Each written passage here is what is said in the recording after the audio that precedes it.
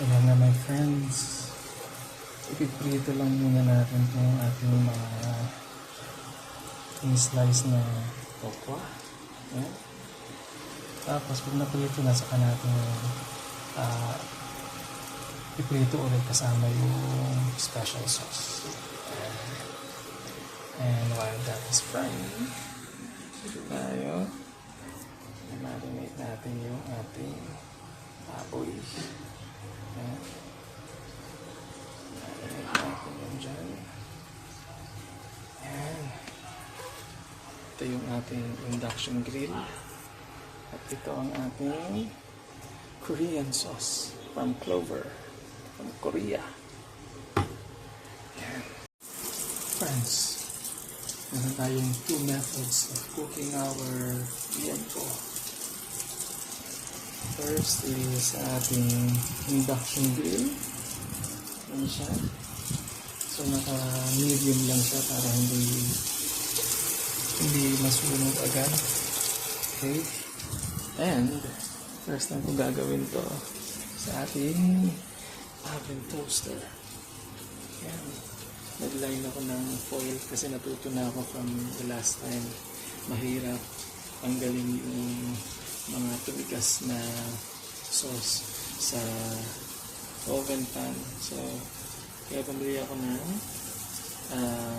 foil sa SM kanina.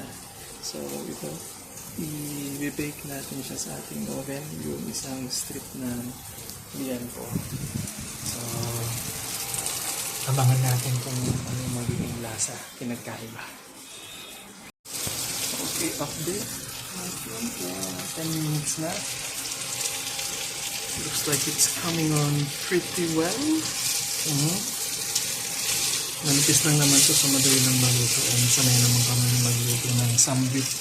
Kaya alam natin na ngayon ang interesting part ang ating oven cooked na liempo. Actually, mas mabango to.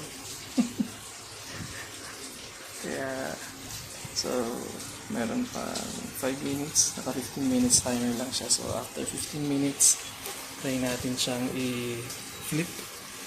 Alright. Nice. And, ito na ang ating stir-fried tofu with Korean sauce. Ayan.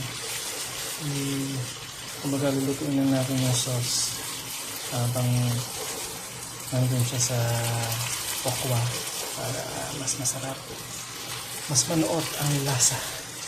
Perfect. At ito na nga pala ang ating grilled liempo and pork chop. Isa dyan bake yung buo. I'm so excited to taste it. Hello friends. So we have finally arrived at the conclusion of our cooking session. Ito na ang ating lunch for the day. Ito yung ating stir-fried tokwa with Korean sauce. Ito ang ating chilled buko, coconut water. Meron pa tayong natirang boiled egg. And ito ang ating grilled pork. Ito yung nasa ibabaw yung oven cooked, and then andyan sa ilalim yung grilled pork chop and yung grilled pork belly din. And of course, para sa ating samgyup feel, ang ating gulay for good digestion, ito ang ating lettuce. So guys, after ng ating workout day, ito ang ating kakainin today. I'm so excited. Muna nating tikman. Ay, hindi, magpulutas muna tayo.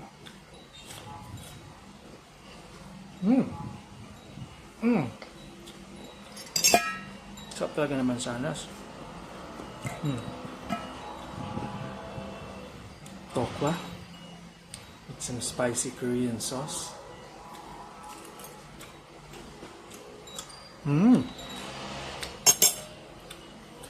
Exactly as I expected it.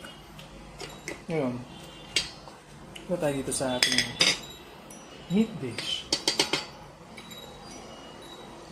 Ito yung Yan, yung fatty part. Ito natin. Sarap. Ngayon lang ako nag-marinade ng pork. Nalulutuin.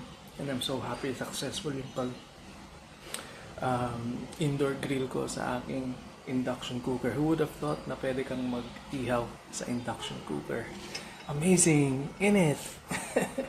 Okay, kakainin ko muna to and I will see you later.